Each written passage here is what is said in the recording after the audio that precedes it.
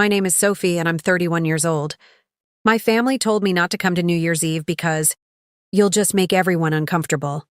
Those were my mother's exact words, delivered calmly over the phone, like she was talking about the weather instead of cutting me out of a family tradition we'd shared since I was a child. I didn't argue. I didn't beg. I just said okay and hung up. Then sat on the edge of my bed in my apartment, staring at the wall while the city outside prepared to celebrate without me. So I spent it alone in my apartment. The lights off, the TV muted, watching fireworks through the window like they belonged to another world. I told myself I was fine with it. I told myself I'd chosen this. But the truth was, it hurt more than I expected. At exactly 12:15 a.m., my phone rang. It was my brother. The moment I answered, I knew something was wrong. His breathing was uneven, sharp, and panicked, like he'd been running. His voice was shaking as he said, "Sophie, what did you do? Dad just saw the news and he's not breathing right." Those words hit me harder than any insult my family had ever thrown at me. I leaned against the kitchen counter, gripping the phone so tightly my fingers ached. "Slow down," I said. "What news? What are you talking about?" But before he could answer, my mind was already racing back through everything that had led to this moment. Because my family didn't ban me from New Year's Eve out of nowhere. This had been building for years. To them, I was the awkward one, the difficult one, the daughter who didn't fit the neat picture they liked to show the world. My parents loved stability, predictability, safe careers, safe lives. My brother followed the script perfectly. Corporate job, marriage by 30, suburban house. Meanwhile, I quit a good job at 26 to start my own company with nothing but savings and a stubborn belief that I could build something bigger. That was when the comments started. "You're being unrealistic. You think you're smarter than everyone else. You make people uncomfortable with your ideas." Family dinners became interrogations. Every holiday, someone would ask when I planned to get a real job again. When I stopped showing up as often, they said I was acting superior. When I did show up, they said my presence changed the mood. By the time New Year's Eve came around this year, the unspoken resentment finally turned into a clear message. Don't come. So I didn't. I toasted midnight with a glass of cheap champagne, standing barefoot on my kitchen floor. No hugs, no countdown. Just distant cheers drifting in through the glass. I remember laughing quietly to myself, not because it was funny, but because it was absurd how lonely success could feel, when the people you wanted to share it with refused to see it. Then my phone rang. "Sophie," my brother repeated, his voice cracking. Dad was watching TV. There was a business segment. "Your company name came up. They said something about evaluation." He went pale. Mom started yelling. And then Dad just sat down. "He's breathing, but not right. He keeps asking if it's really you." I closed my eyes. Of course it was the news. I hadn't told my family what was happening with my company. Not because I was hiding it, but because every time I tried to explain, they dismissed it as another phase, another unrealistic dream. So when investors started circling, when growth exploded, when numbers stopped being theoretical and became undeniable, I kept quiet. I didn't need their approval anymore. Or at least that's what I told myself. "What did the news say?" I asked. There was a pause. "They said the founder, you, just became a billionaire overnight after the acquisition announcement." The word hung in the air between us. Billionaire. I slid down onto the kitchen floor, my back against the cabinet. Not because I was shocked. It had been a surreal day already, but because of the timing. Because while my family was clinking glasses without me, celebrating a new year I wasn't invited into, the world had just announced something that would force them to see me differently whether they wanted to or not. "I never meant for Dad to find out like that," I said quietly.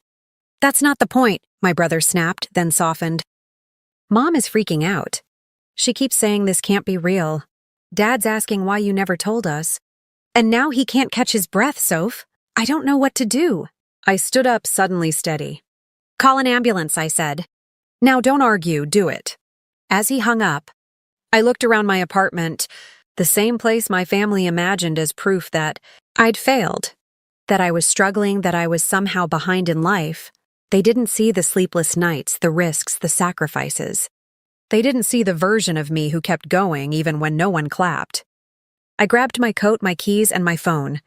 They didn't want me at New Year's Eve because I made everyone uncomfortable. But now, whether they liked it or not, my absence and my success had just become impossible to ignore. And as I stepped into the cold night air, heading toward the family that had pushed me away, I knew this was only the beginning of what they were about to learn. By the time I reached my parents' house, the street was crowded with flashing lights, red and blue washing over familiar walls like a warning. An ambulance sat in the driveway, its back doors open, and my mother's voice cut through the cold air before I even stepped out of the car.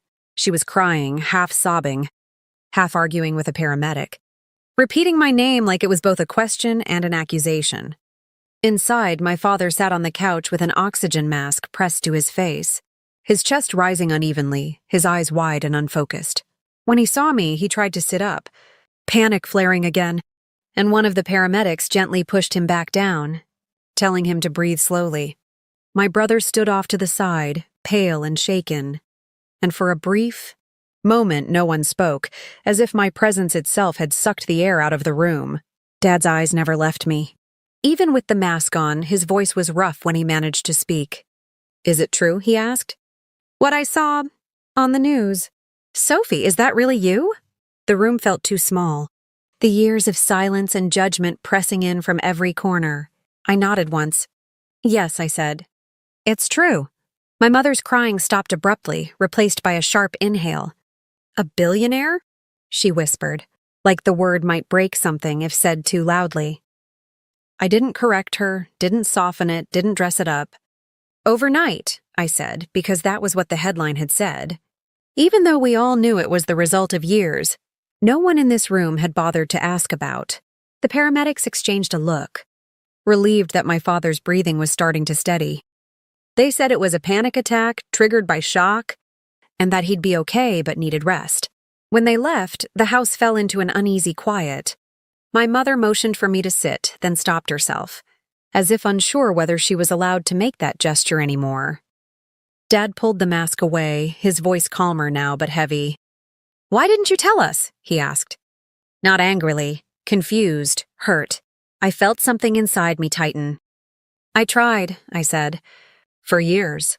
Every time I talked about my work, you told me it wasn't real, that it made people uncomfortable, that I was embarrassing myself." My brother looked down at the floor. My mother opened her mouth, then closed it again. Dad swallowed. "We were worried about you," he said. I let out a short, humorless laugh. "You banned me from New Year's Eve," I replied. "You told me not to come because I'd make everyone uncomfortable." I spent it alone in my apartment. And at exactly 12:15 a.m., my brother called because you saw the news and couldn't breathe. The words hung there, undeniable. My mother sank into a chair, covering her face. "We didn't know," she said. "We didn't understand." I stepped closer. "That's the problem," I said softly. "You never tried to." Dad looked older than I remembered, smaller somehow. "I thought success looked a certain way," he admitted. "I thought if you weren't following the path we knew, you were lost." He paused, eyes glistening. I was wrong. Hearing that didn't erase the years of distance, but it cracked something open. Not relief. Not forgiveness. Just honesty, finally. They asked questions then. Real ones about the company. About how it started. About how close I'd come to failing. For the first time, no one interrupted me with advice or warnings. They listened. And as I spoke, I realized something important. Their approval didn't feel as powerful as I'd imagined. I didn't feel completed by it. I felt unchanged.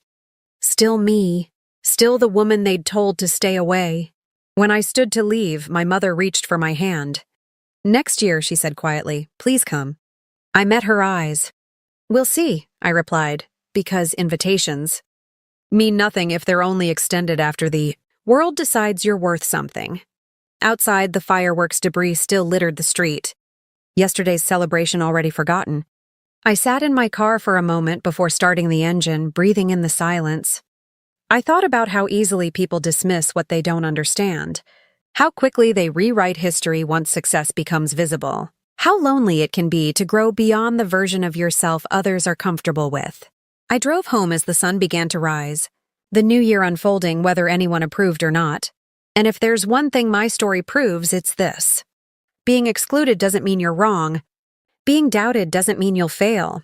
And sometimes the people who tell you that you make everyone uncomfortable are just uncomfortable with the idea that you might outgrow them.